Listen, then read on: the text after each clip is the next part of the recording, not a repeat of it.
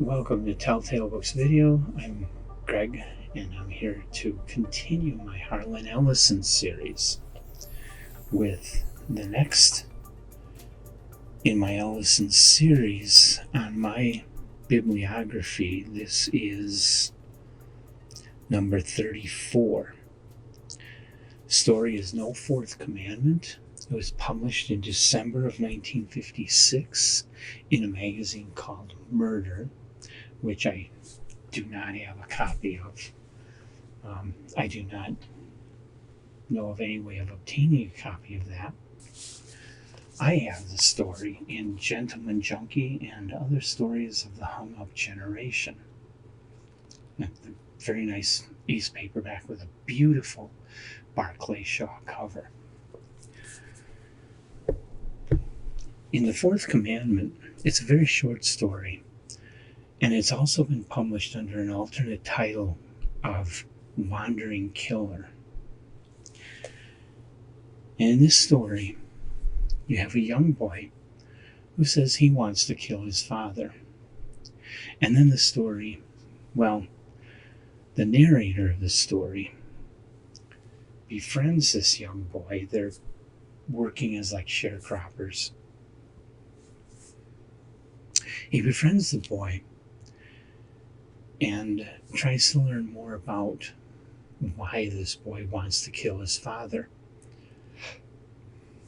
And so the story takes you through the boy's backstory of how his father very badly abused his mother.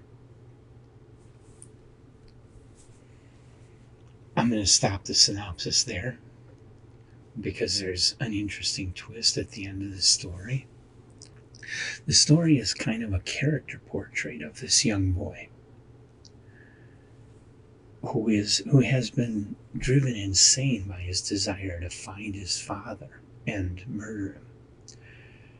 It's a very, very powerful portrait, really digging in and really bringing this boy alive. Possibly the very best thing I've read by Ellison up to this point in his career, 1956. It's a brilliant story, it really is. And so highly recommended. Actually, the entire book, Gentleman Junkie, is a collection of short stories of this sort. It's not speculative fiction, it's more literary fiction. It was reviewed by Dorothy Parker back in the 1960s, and she gave it a very glowing review.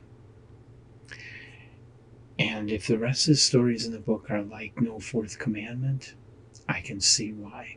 This story is awesome.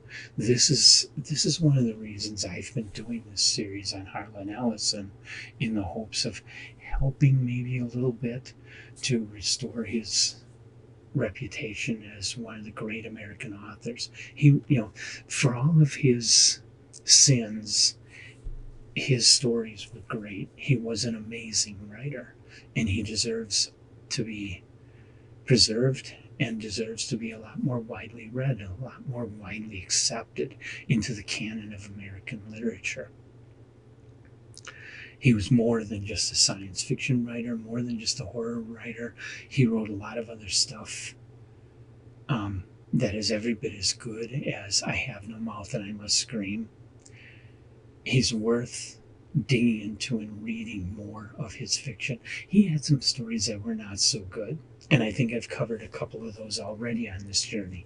But then you come to a story like No Fourth Commandment that just blows your mind. You should read this story. This is Harlan Ellison really coming into his full power as a writer and showing what he can and will do in the future. So this, of course, is a top tale. I can't say much more about this than that, not without going into details and spoiling the story for you. Find a copy of Gentleman Junkie. I did not actually read this copy because This is a used copy I bought, but it's in such amazing condition. I mean, this isn't even used. This is brand new.